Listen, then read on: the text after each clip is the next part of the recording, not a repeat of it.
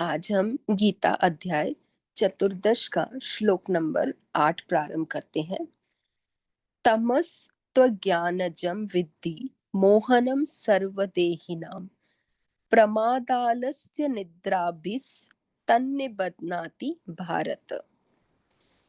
अभी तक हमने जो पीछे के 2 श्लोक देखे हैं, उन दोनों श्लोकों में हमने सतोगुण और रजोगुण के बारे में देखा कि वो मानव देह के साथ अपने देही यानी इस ज्ञानात्मा को कैसे बांधते हैं। आज हम तमोगुण को देखेंगे कि तमोगुण हमें कैसे बांधता है। तमस त्वज्ञानजम, तमः तु अज्ञानजम विद्धि मोहनम सर्वदेहिनाम। अन्वय कैसे हुआ? तू सर्वदेहिनाम मोहनम तमः अज्ञानजम विद्धि। सबसे पहला शब्द है तमः, क्योंकि हम तमोगुण का चल रही है वार्ता यहाँ पे। तमः तू, तू यहाँ पे जो शब्द प्रयोग किया गया है, तू यानी बहुत ही छोटा, बहुत ही, जैसे हम एक शूद्र शब्द बोल सकते हैं वैसा शब्द, कि तीनों गुणों में से जो तमोगुण है वो सबसे नीचे हमें अधोगति में लेके जाने वाला है, हमें शूद्रता के भाव में लेके जाने वाला है, हमें अपवित्रता के भाव में लेके जाने वाला है, हमें मोह के भाव में लेके जाने वाला है। इसलिए इसको शब्द प्रयोग किया तू। तमह तू, ऐसा जो, तू तम है, वह क्या है? अज्ञानजम विद्धि। अज्ञानजम विद्धि यानी वह अज्ञान से उत्पन्न हुआ है, ऐसा तू समझ। अज्ञानजम मतलब अज्ञान से उत्पत्ति, विद्धि यानी उसको तू समझ, उसको तू जान। और ये क्या है? मोहनम, मोहनम सर्वदेहिनाम। मोहनम सर्वदेहिनाम, जितने भी ये संपूर्ण देहधारी हैं, यानी जितने भी यहाँ पर शरीरधारी हैं, जितने भी जड़ चेतन शरीर हैं, उन सबको अपने मोहन रूपी प्रक्रिया के साथ या इस मोहन के साथ मोहित करके हमें बांध देते हैं। तो हे भरतवंशी अर्जुन, संपूर्ण देहधारियों को मोहित करने वाला तमोगुण, अज्ञान से उत्पन्न होने वाला जान। अन्वय में तू, तू यानी ये तमोगुण, सर्वदेहिना मोहनम, सभी देहधारियों को मोहित करने वाला। कौन? तमः, तमोगुण। अज्ञानजम, अज्ञान से उत्पन्न। विद्धि, ऐसा तू जान। जब भी व्याख्या हुई होगी, व्याख्या हमेशा अन्वय के अनुसार हुई होगी। तो अन्वय देखिए और व्याख्या देखिए। अन्वय यानी करेक्ट सेंटेंस, करेक्ट सेंटेंस को पढ़िए और व्याख्या पढ़िए, वो एग्जैक्टली सेम होती है। तू सर्वदेही नाम, तू यहाँ पर प्रयोग हुआ है तमोगुण के लिए। तू यानी ऐसा जो तमोगुण है, जो बिल्कुल अधोगति की ओर लेके जाने वाला है, जो बिल्कुल निम्र कोटि का है, ऐसा तमोगुण सर्वदेही नाम, सभी शरीरधारियों को मोहनम, मोहित करने वाला। तमोगुण यानी तमः, ये क्या है? अज्ञानजम, अज्ञानजम मतलब अज्ञान से उत्पन्न। विद्धि, ऐसा तू जान। अब अगर यह ऐसा स्वरूप है तमोगुण का, जो सभी देहधारियों को मोहित करता है, तो हम तमोगुण को पहले डिटेल में पढ़ते हैं कि तमोगुण है क्या चीज। और अगर ये इतना ही निम्र कोटि वाला है और हमको मोहित करने वाला है, सबके अंदर अज्ञान से उत्पन्न है, तो हम इसको क्यों रखते हैं? तमोगुण के हम वश में क्यों होते हैं? हमें तमोगुण की आवश्यकता ही क्यों है? तो यहाँ पर अच्छे से पढ़ेंगे कि क्या तमोगुण हमारे लिए नीडेड है कि नहीं है। तमोगुण किसको कहते हैं? एक बॉल लेते हैं, प्रक्रिया समझते हैं कि आप एक गेंद ले लीजिए या एक बॉल जिसको हम इंग्लिश में बोलेंगे, उस गेंद को हाथ में पकड़िए, बॉल को नीचे जमीन पर फेंक दीजिए, तो बॉल आपके हाथ से नीचे गिरना शुरू हो जाएगा। जब वो नीचे गिरना शुरू हो जाएगा, चलते चलते चलते चलते एक जगह पे जाके बॉल रुक जाएगा, स्टॉप हो जाएगा। ये जो प्रक्रिया हुई, ये क्योंकि संसार के हर पदार्थ तीनों गुणों से युक्त है, यानी उनमें तीन गुण रहते हैं। अब इस बॉल में तीन गुण कैसे हैं? बॉल हमारे हाथ से निकला, ये कैसे हुआ? कि बॉल के भीतर ज्ञान है। किसका ज्ञान है? कि नीचे जो पृथ्वी की शक्ति है, खींचने वाली शक्ति, उस खींचने वाली शक्ति से बॉल के भीतर जो ज्ञान है, उस ज्ञान से वो नीचे गिरना प्रारंभ होता है। ये जो भीतर सतोगुण का अंश हुआ, उसके साथ बॉल नीचे गिरा। जो बॉल नीचे गिरा, उसकी गति हुई, यानी वह क्रिया में आया। क्रिया जो होती है, अभी हमने पढ़ा, कर्मों की जो क्रिया है वह रजोगुणी है। तो उसका गिरना, उसका चलना, आगे की ओर बढ़ते रहना, यह उसका हो गया रजोगुण। रजोगुण के बाद वह बॉल आगे चलते चलते एक जगह पे रुक जाता है। उसकी ये जो स्टॉप है, ब्रेक लगती है, इसको कहते हैं तमोगुण। अब अगर इसके भीतर सतोगुण का अंश नहीं होता, तो यह कभी गिर ही नहीं पाता, क्योंकि इसके अंदर ज्ञान ही नहीं होता, उसके अंदर वो सूक्ष्म चेतनता का स्वरूप ही नहीं होता। दूसरा, अगर इसमें रजोगुण नहीं होता, तो ये कभी भी क्रियान्वित ही नहीं होता, कभी नीचे गिरता ही नहीं। तीसरा, अगर इसमें तमोगुण नहीं होता, तो ये हमेशा चलता ही रहता, कहीं पे रुकता ही नहीं, चलता ही रहता। इसी तरह मनुष्य है और जीव प्राणी है।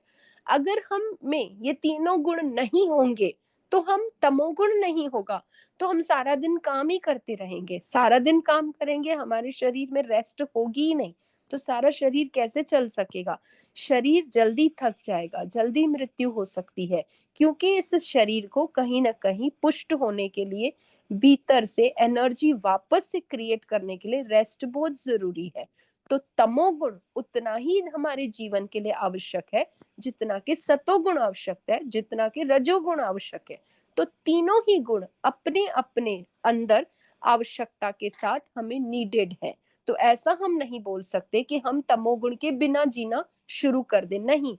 अगर हम तमोगुण के बिना शुरू करेंगे जीना, तो हम रोगी हो जाएंगे, क्योंकि हम अगर सोएंगे नहीं, तो भीतर अनेक प्रकार के रोग उत्पन्न हो सकते हैं। इसलिए तमोगुण बेशक वस्तु के स्वरूप में उसका प्रयोग किया गया है, सबसे लोअर के रूप में प्रयोग किया गया है, लेकिन तमोगुण उतना ही हमारे जीवन के लिए आवश्यक है। अब अगर ये आवश्यक है, तो इसकी उत्पत्ति कहाँ से हुई है? तमोगुण की उत्पत्ति हमें पता है कि माया से हुआ है, क्योंकि माया तीन प्रकार के गुणों की बनी हुई है, जिसको हम प्रकृति भी कहते हैं। लेकिन माया के दो भाग हैं।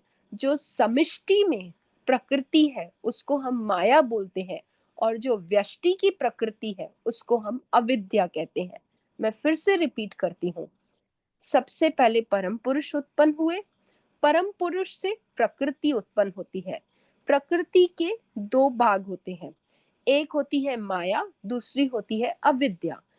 जो प्रकृति समिष्टि में जाती है, उसको माया कहते हैं, और जो प्रकृति हमारे भीतर आती है व्यष्टि में, उसको अविद्या कहते हैं।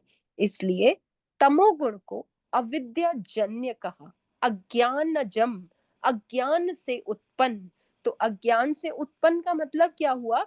कि प्रकृति के भीतर जो अविद्या स्वरूप है, जो माया स्वरूप है, उसी से इसकी उत्पत्ति होती है। इसलिए इसको कहा अविद्याजन्यम या अज्ञानजम। अज्ञान से उत्पन्न, सबको मोहित करने वाली। कैसे मोहित करती है हमको? सत असत, नित्य अनित्य का अविवेक करा के। अविवेक कैसे? कि जो चीज असत है, वो हमें सत्य दिखाती है। संसार सारा असत्य है, लेकिन हम समझते हुए भी, ज्ञान होते हुए भी हम उसको सत्य फील करते हैं, हम उसको सत्यता के साथ उसके साथ व्यवहार करते हैं। कितना ही भीतर विवेक हो, कितना ही भीतर ज्ञान हो, लेकिन जब हम व्यवहार में आ जाते हैं तो हम दुखी हो ही जाते हैं। हम संसार को सत्य समझ ही लेते हैं। हम संसार में जब किसी के साथ व्यवहार करते हैं तो दुख सुख ये सब चीजें हम अपने भीतर प्रयोग करते हैं। हमें पता है कि हम आनंद स्वरूप है, हम दुख से रहित है, हमें सब कुछ पता है, लेकिन फिर भी किसी की डेथ हो गई तो हमें दुख हो ही जाता है। कोई चीज हमारे पास नहीं होती है तो उसकी सोच सोच में हम दुखी होते रहते हैं। किसी ने हमारे साथ क्रोध पूर्वक व्यवहार किया तो 2 क्षण में ही हमारे भीतर दुख और शोक आ ही जाता है।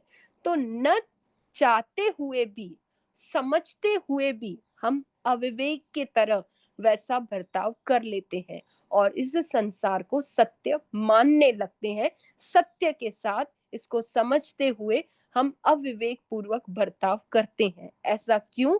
क्योंकि हमारे भीतर ये तमोगुण है।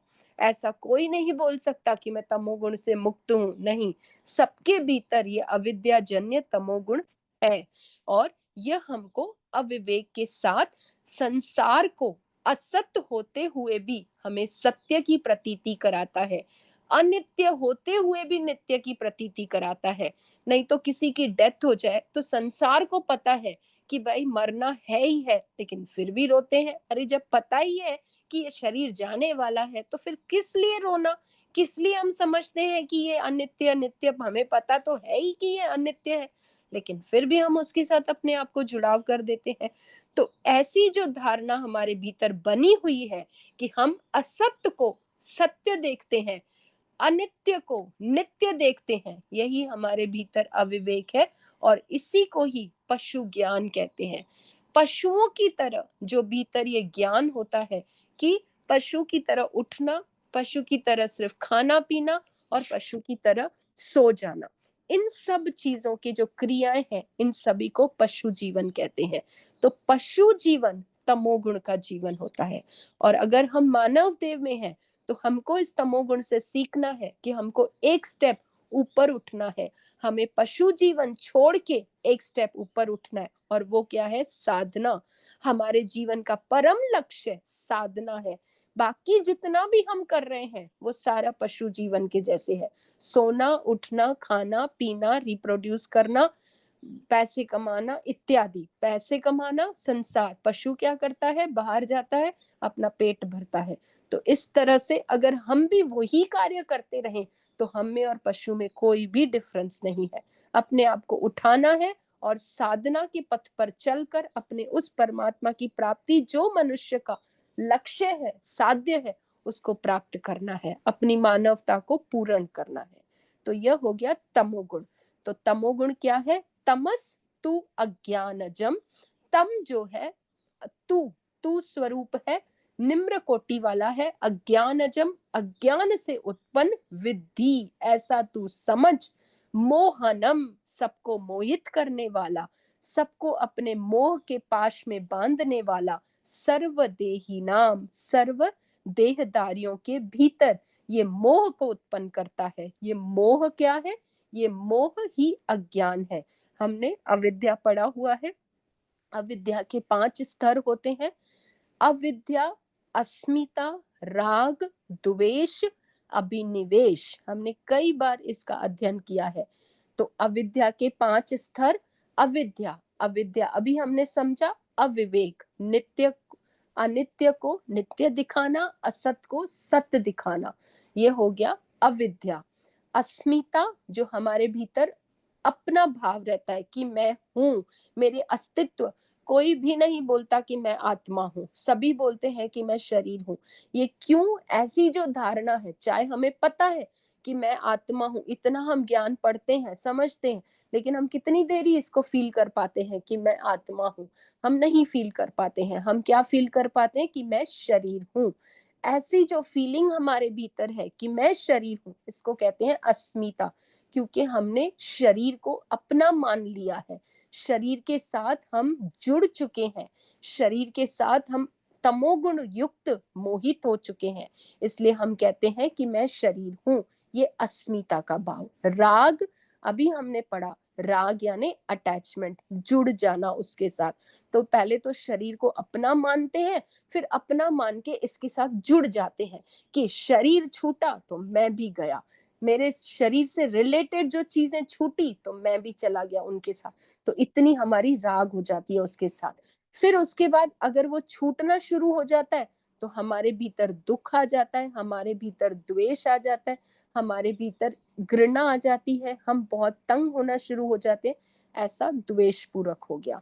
और अंत में अभिनिवेश, अभिनिवेश भय, हम उस चीज को छोड़ना ही नहीं चाहते हैं। भय के कारण हम अपना जीवन खत्म कर देते हैं।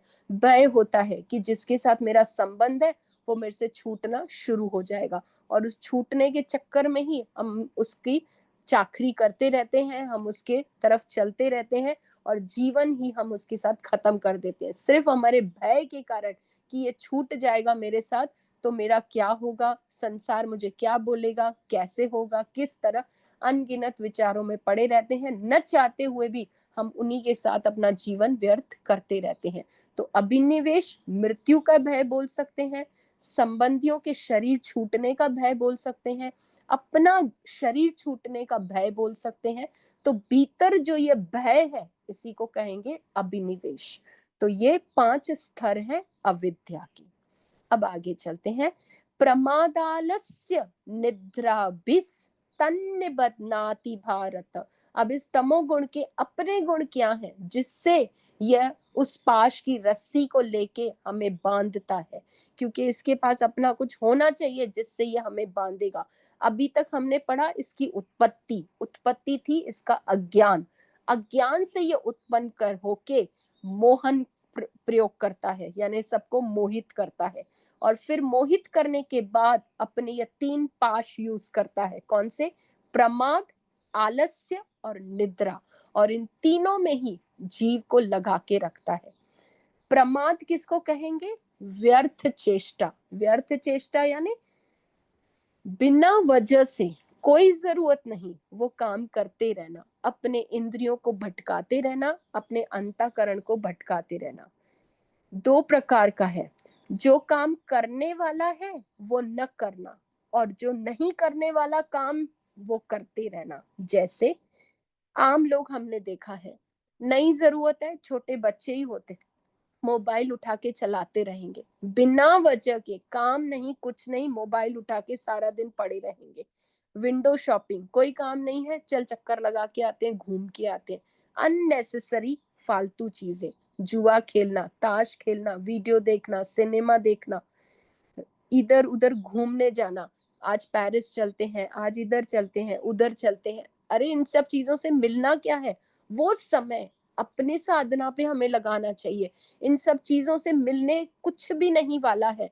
हम घूम के देख के क्या करने वाले हैं? कुछ भी नहीं। इस असत्य को हम भीतर लेके आएंगे। रिकॉर्डिंग चालू है, रिकॉर्डिंग चालू है, प्लीज बाद में बोलेंगे। हम अपने जीवन में इन सब चीजों को लेके आएंगे और अपनी इंद्रियों को इनमें भटकाते रहेंगे। अननेसेसरी हमें कुछ चीज की प्राप्ति होनी ही नहीं है। और दूसरों के, किसी किसी को आदत रहती है गुण दोष का बखान करते रहना, ये ऐसा है, ये वैसा है, चल हम गपशप मार देते हैं, उसमें फालतू टाइम वेस्ट करते रहना का, इधर बातें करना, उधर बातें करना। ऐसी जो चेष्टाएं हम लोग करते रहते हैं अपनी इंद्रियों के साथ, इसी को प्रमाद कहते हैं। और हम अगर देखें समझें तो मैक्सिमम टाइम हम ये प्रमाद का ही काम करते रहते हैं।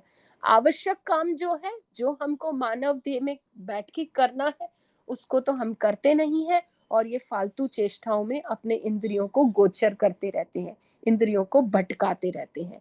इसी को कहते हैं प्रमाद। इसी के पाश में ये हमको बांधता है। दूसरा है आलस्य। आलस्य किसको कहेंगे?